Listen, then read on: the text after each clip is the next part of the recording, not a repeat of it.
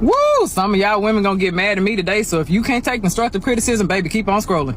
Many of you women are not really what you think you're cracked up to be. Like, some of y'all are really not great people to be in relationships with. Y'all know I work with couples every single day, and I'm gonna go ahead and make a list of everything that I have to work through. First things first, quit coming into relationships trying to make a man secure your insecurities. That's your job. If you lack confidence, if you have low self-esteem, if there's still trauma that you're operating in, if you're self-critical, if you're judgmental when it comes to yourself, if you blame yourself, if you're still operating in guilt and trauma and everything else, baby, that's for you to handle, not him.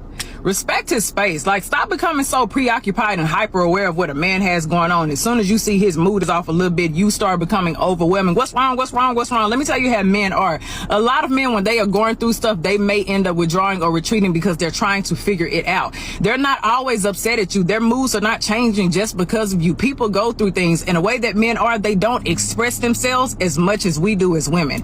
It's okay. Give that man some space. Oh yeah, the clinginess. Clinginess is cute to an extent, baby, but once you become codependent and you're always getting jealous whenever this person goes out, and you become anxious whenever they're not around you, you start blowing up their phones so they gonna hang out with their friends, that is problematic, and you're gonna push him away. As much as many of you all don't want to believe it, it's absolutely okay for a man to admire another woman. As long as it is a quick look, boom, and he's not staring, and he doesn't have a wandering eye, and he's not impulsive, and he's not a cheater. If he's all of those, baby, why are you with him in the first place? You're ignoring the red flags. You're settling. As long as that man is not window shopping or ordering off the menu, relax. He has a visual appetite. If he sees a beautiful woman, it's okay to admire. Just like if you see a handsome man, you're gonna admire him too. Relax. Stop letting yourself go. Just because you're in a relationship doesn't mean that you need to stop doing everything that you did in the beginning. If you always kept your skin together and your nails together, your lashes together, your hair done, your body was waxed up at the beginning, keep that same energy. Hold your end of the relationship. Remember, visual, visual, visual. A man still has a visual appetite, and he loves what he sees, baby, because you're going to stimulate a whole lot more in him.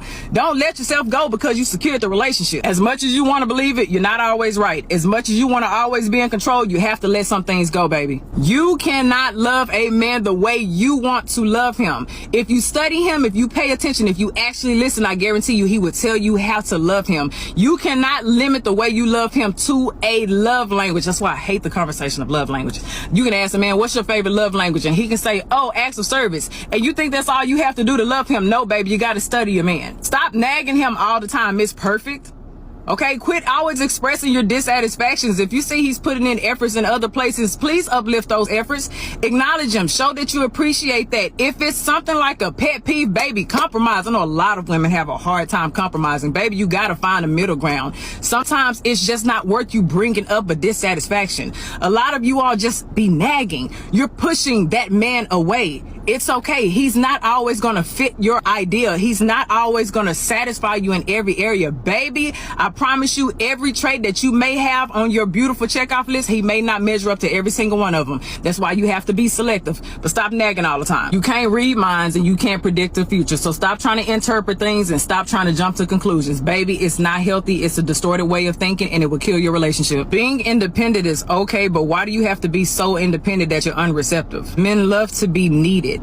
If you're so independent that you won't even allow him to help, what is he there for? Stop involving everybody in your relationship. I don't care if it's friends or family. They have no place to be in your relationship. So stop involving them. Their opinions do not matter. Their advice does not matter. They are not the person that you were sleeping with. Relax. You think you're doing something when you're comparing your man to everybody else. You're comparing your man to your best friend's husband, yada, yada, yada. And now he's pretending to be something that he's not. That's very uncomfortable for a man.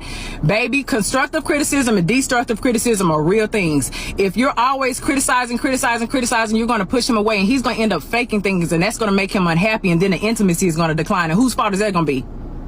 Yeah, because you were comparing. Many of you ladies are not the inspiration that you think that you are. I'm sorry to break it to you. If you're always operating in your comfort zone and you refuse to take risks and you lack intellectual intimacy, you don't go out there and try to learn new things, baby, you're not reaching new opportunities, you're always low in your confidence, you're not really inspiring this person. If this person is trying to grow, and you want to stay and you want to be on social media or on your phone and everybody else's business, and you're not really doing anything to add to his fruition, baby, eventually he's going to grow without you. Pessimism. Stop being negative all the time. Communication. Learn to listen. Validate their experiences. Don't interrupt. You know what? The list can go on. Just work on your communication, baby, okay? Now, I know some of y'all gonna get to the end of this video and be like, Look, if you want a healthier relationship, start taking criticism. Take each piece if it applies and let it apply. If it doesn't, then go on about your business. But if you want a healthier relationship, if you're dating, if you're a girlfriend, if you're a wife, whatever it may be, you want a healthy relationship, baby, take the criticism as constructive. Take it as a learning tool. Use it and change.